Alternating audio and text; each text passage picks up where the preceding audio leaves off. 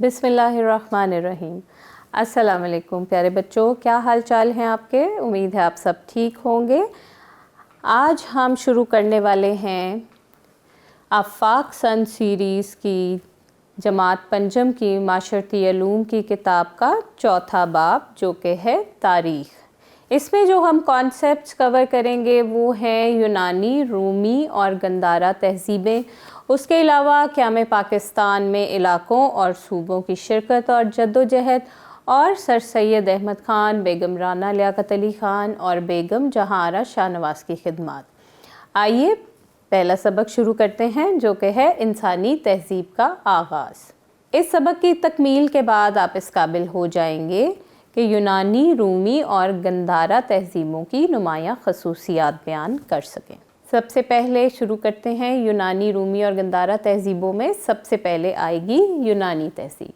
कदीम यूनानी लोग 1600 कबल मसीह में यूरोप के बहीरा रूम के किनारे आबाद थे। यूनान अपने बुलंद व बाला पहाड़ों, अजीम समंदरों और ख़ूबसूरत जज़ीरों के लिए पूरी दुनिया में मशहूर था।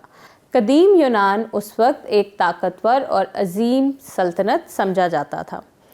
इस तहज़ीब की अपनी ख़ुसूसियात थीं।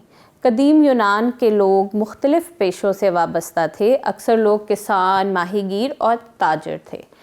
उसके अलावा कुछ लोग फ़ौजी, दानश्वर, साइंसदान और फ़नकार भी थे।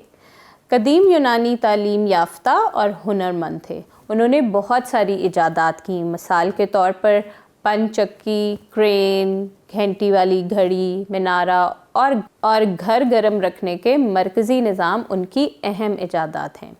ये इजादात आज भी किसी न किसी शक्ल में हमारी रोज़मर्रा ज़िंदगी का अहम हिस्सा हैं। बात करते हैं रूमी तहज़ीब की। रूमी तहज़ीब का आगाज़ 753 कबल मसीह में हुआ।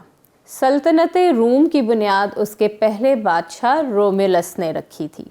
कदीम रोम इटली में दरियाए टाइबर के एक छोटे से कस्बे से फैल कर एक वसी सल्तनत बन गया। रूमियों ने अपनी सल्तनत को वसअत देने के लिए ताकत का भरपूर इस्तेमाल किया और कई जंगें लड़ीं। वो यूनानियों से ज़्यादा ताकतवर थे। उनके पास जंग के जदीद हथियार भी मौजूद थे। सिकंदर आज़म की मौत के बाद यूनान में खाना जंगी शुरू हो गई। रूमियों ने मौका पाकर यूनानी शहर मकदूनिया पर हमला किया और 146 कबल मसीह में पूरे यूनान पर कब्ज़ा कर लिया। इस तरह यूनानी तहज़ीब का ख़ात्मा हुआ। रूमियों ने रूमी सल्तनत को बहुत वसअत दी। 117 तक उन्होंने बहेरा रोम के आसपास के तमाम इलाक़ों और यूरोप के दीगर हिस्सों, जो कि इंग्लैंड, वेल्स और अब स्कॉटलैंड हैं, उन पर अपना राज कायम कर लिया। रोम, जो इस वक्त इटली का दारुल हुकूमत है, रूमी सल्तनत का मरकज़ था। अब गंधारा तहज़ीब के बारे में बात करते हैं। गंधारा एक कदीम तहज़ीब थी जिसका आगाज़ 600 कबल मसीह में हुआ। गंधारा तहज़ीब जिस खित्ते में परवान चढ़ी, वो खित्ता अब मौजूदा पेशावर, सवात और काबुल की वादियों पर मुश्तमिल था। 522 से 486 कबल मसीह तक इस खित्ते पर ईरान की हुक्मरानी रही। 326 और 327 कबल मसीह में सिकंदर आज़म ने इस इलाके को फ़तह कर लिया। उसके बाद इस इलाके पर हिंदुस्तान के मौर्य ख़ानदान का राज रहा। चंद्रगुप्त मौर्य उस वक्त का मशहूर बादशाह था। आइए मश्क की जानिब बढ़ते हैं। आपके सामने एक चार्ट दिया गया है जिसमें आपने यूनानी और रूमी तहज़ीबों की टाइमलाइन को मुकम्मल करना है।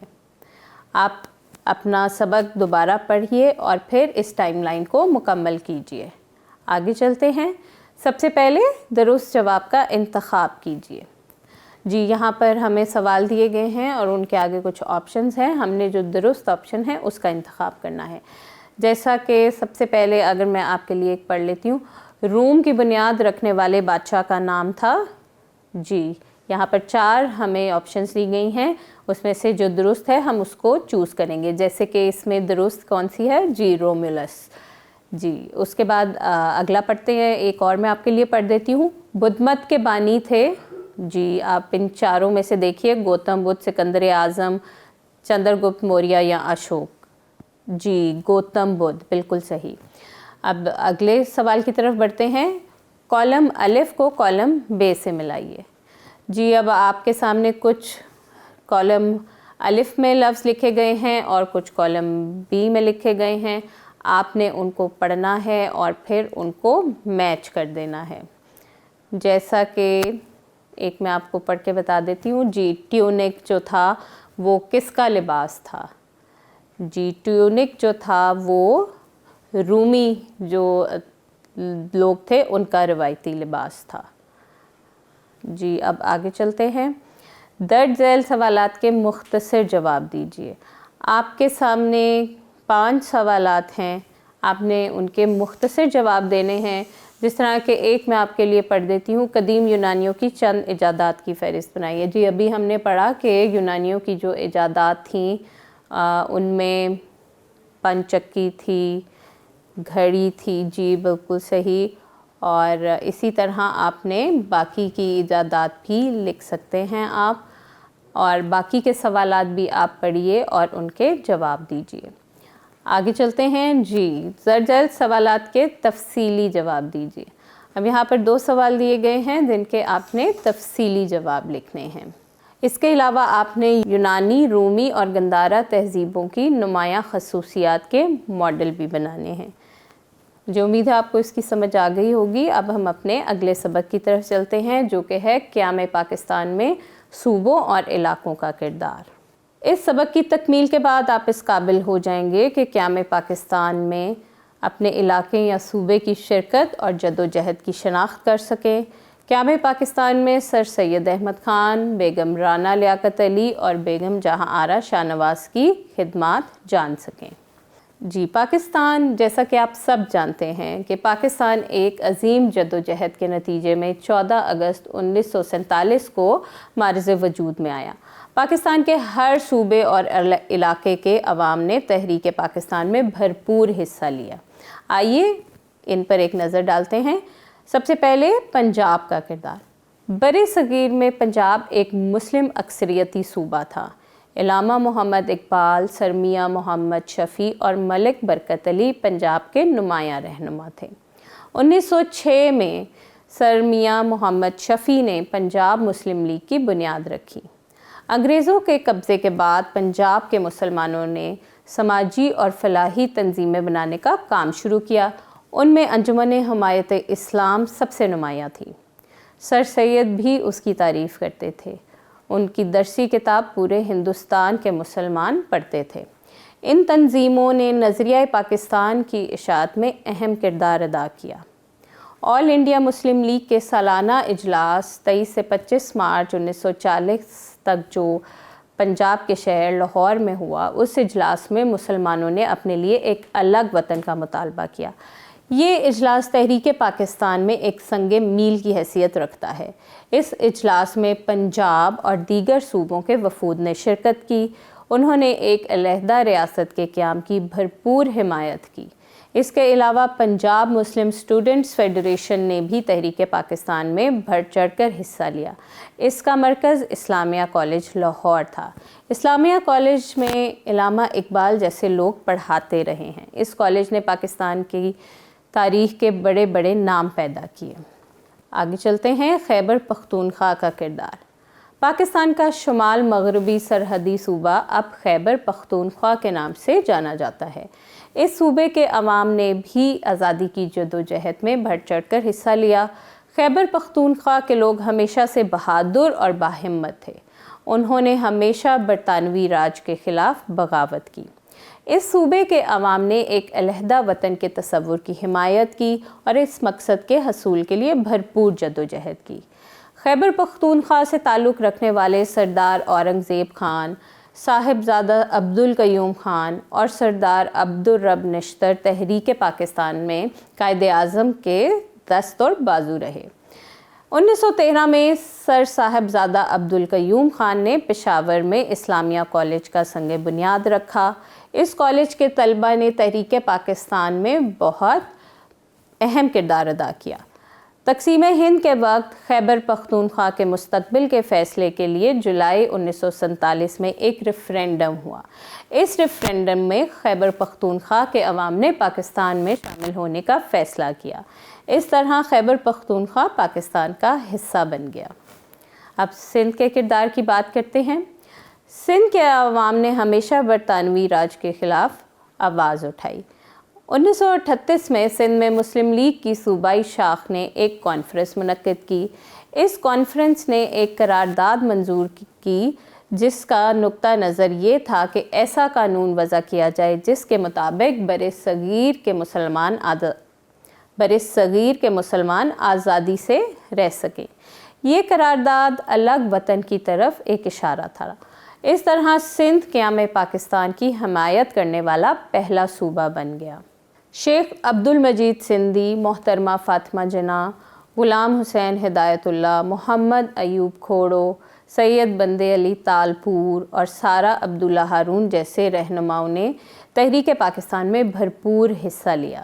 ان کے علاوہ سندھ مسلم اسٹوڈنٹس فیڈریشن اور مقامی لوگوں نے بھی تحریک پاکستان میں بہت اہم کردار ادا کیا۔ 26 جون 1947 کو سندھ اسمبلی نے پاکستان میں شمولیت کا اعلان کر دیا۔ اب بلوچستان کے کردار کے بارے میں بات کرتے ہیں۔ بلوچستان رقبے کے لحاظ سے پاکستان کا سب سے بڑا صوبہ ہے۔ قاضی محمد عیسیٰ، سید جعفر خان جمالی، فضل احمد غازی، ملک عبداللہ جان قاسی، فتح محمد اور دیگر رہنماؤں نے اس صوبے میں مسلم لیگ کے پیغام کو عام کرنے میں اہم کردار ادا کیا۔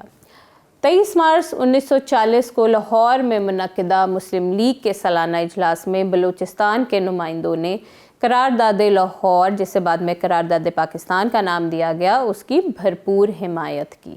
گلگت بلتستان اور آزاد جموں و کشمیر کے کردار کے بارے میں بات کرتے ہیں۔ برصغیر کی تقسیم کے وقت گلگت بلتستان اور آزاد جموں و کشمیر ایک ہی ریاست تھی۔ ملک کی آزادی کی تحریک نے ان علاقوں کو بھی متاثر کیا۔ تقسیم کے وقت 3 جون 1947 کے منصوبے کے تحت برصغیر کی دیگر ریاستوں کی طرح گلگت بلتستان اور کشمیر کو بھی یہ اختیار دیا گیا کہ وہ اپنی مرضی سے ہندوستان یا پاکستان میں شامل ہو جائیں۔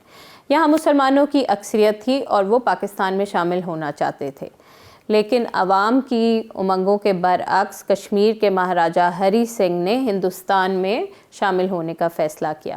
اس پر یہاں کے عوام نے مہاراجہ کے خلاف جہاد کا اعلان کر دیا۔ گلگت اسکاؤٹس اور کشمیر چھٹی انفینٹری نے مرزا احسن خان اور مرزا بابر خان کی سربراہی میں گلگت کے گورنر گھنسارا سنگھ کا اقتدار ختم کیا اور گلگت نے نومبر 1947 کو پاکستان میں شمولیت کا اعلان کر دیا۔ 1 سال بعد بلتستان بھی آزاد ہو کر پاکستان میں شامل ہو گیا۔ کشمیری عوام نے بھی مہاراجہ کے خلاف جہاد کا اعلان کیا اور کشمیر کا کچھ حصہ آزاد کروا لیا، جسے آج آزاد جموں و کشمیر کہا جاتا ہے۔ سردار محمد ابراہیم، چودھری غلام عباس اور ضیاء الدین اندرابی کشمیر میں تحریک پاکستان کے سرگرم رہنما تھے۔ اب ہم بات کریں گے کچھ شخصیات کی خدمات کی، جس میں سر سید احمد خان، بیگم رانا لیاقت علی اور بیگم جہاں آرا شاہ نواز کے بارے میں بات کرتے ہیں۔ تاریخی شخصیات۔ قیام پاکستان کے لیے بہت سی شخصیات نے ناقابل فراموش خدمات سر انجام دی۔ سب سے پہلے ہم بات کرتے ہیں سر سید احمد خان کی۔ سر سید احمد خان ایک استاد اور مصنف تھے۔ 1817 میں دہلی کے ایک ممتاز گھرانے میں وہ پیدا ہوئے۔ وہ پہلے مسلمان رہنما تھے جنہوں نے برصغیر کے مسلمانوں کے لیے ایک قوم کا لفظ استعمال کیا۔ سر سید احمد خان سمجھتے تھے کہ ہندو اور مسلم 2 الگ قومیں ہیں، کیونکہ ان کا مذہب، ثقافت، تاریخ ایک دوسرے سے مختلف ہیں۔ یہ دونوں قومیں ایک ساتھ نہیں رہ سکتی اور وقت کے ساتھ ساتھ دونوں قوموں کے مابین دشمنی بڑھتی جائے گی۔ ان خیالات کی بنیاد پر سر سید احمد خان نے 2 قومی نظریہ پیش کیا۔ انہیں 2 قومی نظریے کا بانی بھی کہا جاتا ہے۔ سر سید احمد خان جدید ذہن کے مالک تھے اور وہ چاہتے تھے کہ مسلمان خود کو جدید تعلیم سے آراستہ کریں۔ اسی مقصد کے لیے انہوں نے علی گڑھ تحریک کا آغاز کیا۔ اس تحریک کا مقصد مسلمانوں کو جدید تعلیم سے روشناس کروانا تھا۔ اس تحریک کے تحت تعلیمی ادارے بھی قائم ہوئے جن میں علی گڑھ کالج بہت زیادہ مشہور تھا۔ یہی کالج بعد میں علی گڑھ یونیورسٹی بنا۔ علی گڑھ یونیورسٹی کے طلباء نے قیام پاکستان میں کلیدی کردار ادا کیا۔ سر سید احمد خان 1898 میں وفات پا گئے۔ اب بات کرتے ہیں بیگم رانا لیاقت علی کی۔ جی، حصول پاکستان کے لیے معاشرتی اور سیاسی جدوجہد میں خواتین کا بہت اہم کردار تھا۔ بیگم رانا لیاقت علی ان خواتین میں ایک اہم نام ہے۔ وہ 1905 میں لکھنؤ میں پیدا ہوئیں۔ وہ پاکستان کے پہلے وزیر اعظم لیاقت علی خان کی اہلیہ تھیں۔ انہوں نے اپنے شوہر کے شانہ بشانہ قیام پاکستان کے لیے جدوجہد کی اور خواتین میں سیاسی شعور اجاگر کیا۔ 1949 میں انہوں نے آل پاکستان وومن ایسوسی ایشن یعنی اپوا کی بنیاد رکھی۔ اس انجمن نے متعدد اسکول، کالج اور گھریلو صنعتیں قائم کیں تاکہ خواتین سیاست، تعلیم، معیشت اور دیگر شعبوں میں ترقی کر سکیں۔ وہ قیام پاکستان کے بعد سندھ کی پہلی خاتون گورنر بنی۔ 1952 میں انہوں نے اقوام متحدہ کی جنرل اسمبلی کے اجلاس میں شرکت کی۔ ان کا انتقال 1990 میں ہوا۔ اب ہم بات کریں گے بیگم جہاں آرا شاہ نواز کی۔ بیگم جہاں آرا شاہ نواز 7 اپریل 1897 کو لاہور میں پیدا ہوئیں۔ وہ آل انڈیا مسلم لیگ کے عظیم سیاسی رہنما اور سماجی کارکن سر میاں محمد شفیع کی بیٹی تھی۔ بیگم جہاں آرا شاہ نواز نے کم عمری میں ہی سماجی کاموں میں حصہ لینا شروع کر دیا۔ وہ آل انڈیا مسلم لیگ کی پہلی خاتون رکن تھیں۔ 1937 اور 1946 میں وہ پنجاب کی قانون ساز اسمبلی کی 2 بار رکن منتخب ہوئیں۔ وہ کچھ مدت کے لیے اپوا کی نائب صدر بھی رہیں۔ بیگم جہاں آرا شاہ نواز 1979 میں لاہور میں وفات پا گئیں۔ آئیے مشق کی جانب بڑھتے ہیں۔ یہ ایک ایکٹیویٹی ہے آپ کے سامنے۔ پاکستان کے مختلف صوبوں سے تعلق رکھنے والے چند ممتاز شخصیات کے نام لکھیں جنہوں نے تحریک پاکستان میں اہم کردار ادا کیا۔ جی، آپ کے سامنے نیچے کچھ صوبے ہیں اور علاقے ہیں جیسے پنجاب، خیبر پختونخوا، بلوچستان، سندھ اور پھر آزاد جموں و کشمیر اور گلگت بلتستان۔ آپ نے ان سے تعلق رکھنے والی چند شخصیات کے نام یہاں پر لکھنے ہیں۔ آگے چلتے ہیں۔ جی، درست جواب کا انتخاب کیجیے۔ یہاں پر کچھ سوال دیے گئے ہیں، ان کے نیچے آپشنز ہیں۔ آپ نے جو صحیح آپشن ہے اس کا انتخاب کرنا ہے۔ جی، جس طرح میں ایک آپ کے لیے پڑھ دیتی ہوں۔ بیگم رانا لیاقت علی خان گورنر بنی۔ جی، وہ کس صوبے کی گورنر بنی تھیں؟ سندھ کی، بلوچستان کی، پنجاب کی یا خیبر پختونخوا کی؟ جی، بالکل صحیح، سندھ کی۔ اسی طرح اب آپ باقی کے بھی پڑھیے گا اور پھر ان میں سے درست جواب کا انتخاب کیجیے گا۔ آگے چلتے ہیں۔ درست جملے کے سامنے ٹک اور غلط جملے کے سامنے کراس کا نشان لگائیے۔ آپ کے سامنے 5 جملے لکھے ہوئے ہیں۔ آپ نے ان کو پڑھنا ہے اور پھر ان کے آگے ٹک یا کراس کا نشان لگانا ہے۔ جس طرح ایک میں پڑھ دیتی ہوں۔